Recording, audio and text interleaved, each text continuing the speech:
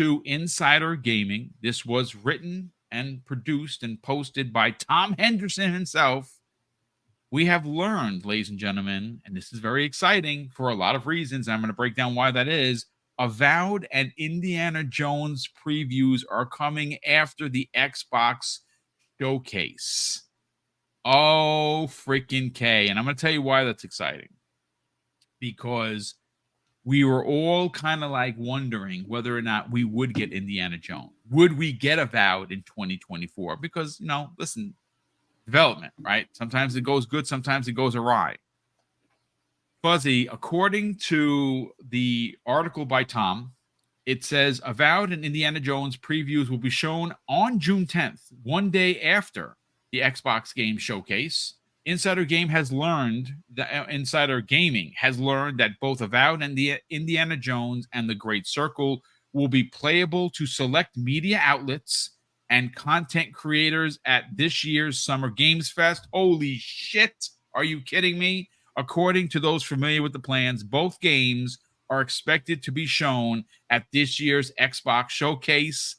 Is anyone else in the room getting goosebumps? Because, yep, I'm a part of that crew. It goes on to say, with previews from the hands-on going live on June 10th.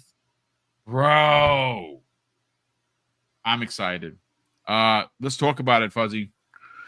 I'm excited, but on the flip side of things, I'm waiting to see what the nuanced digs that some of these outlets might take, because much like we see with Hellblade 2, there are some critics out there that are stepping over their own self, trying to make sure that they have the worst possible critiques on the game that they said that they loved the first version of. So I'm curious to see if that motion sickness complaint that some people were making as far as Indiana Jones, it still sticks. Like, hopefully they for all of those, like this is one of those times I wish Xbox could be petty and hand out doggy bags to those particular individuals if they're there to do the play testing. Be like, oh, because of motion sickness, here's your doggy bag, type of thing. I that way personally you can hand them a bag with dog poo in it, but that's just me.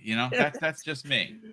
No, but outside of that, it is awesome that they're going to have this play test, because that should tell, or at least have it where they can have a demo for the gaming media and stuff like that, because that means it's fairly close, or it's to the point where polishing is probably the last phase that they really have to go through and button up a few things before it's released later this year. The great thing is that it seems like everything is still on track. So, I know a lot of people are like, oh, Xbox has to get consistent. They need to do every quarter. And well, we just had Hellblade drop, and more than likely we're going to have Avowed and Indiana Jones drop in the remaining quarters of the year. So it seems like they're ready now. And a lot of these games are actually ready beforehand, to the point where they're going to, allow the media to get hands on, and hopefully, they'll be honest and not have their blue glasses on saying, oh, well, I don't know, this is, is Xbox going to be okay after this game releases? Like, instead of focusing on the actual game kind of thing. But I'm happy that it's that kind of close, where we're going to get to see it as the fans at the showcase, and we're going to have deeper dives after, which we've always kind of, nudged Xbox to say, hey, don't necessarily have all the devs do like a 30-minute breakdown during the showcase. Like, we want to see game after game after game after game. But for those that do want to see the breakdowns on a particular game, hey, have that at like an after show showcase kind of thing. And I think this is probably the best opportunity, and to get feedback from at least some of those in the gaming media that we trust, because there are some that do give honest feedback that don't seem biased or don't seem like they're worried about Xbox all of a sudden in its future, when there's, plenty of stuff in the pipeline for them to be successful moving forward. So it's a great step at this point. Is just, I always wonder, like, I kind of thought maybe the gaming media is growing up and they'll not have the bias glasses on when it came to Hellblade 2, but it seemed like it's because it's not on their platform.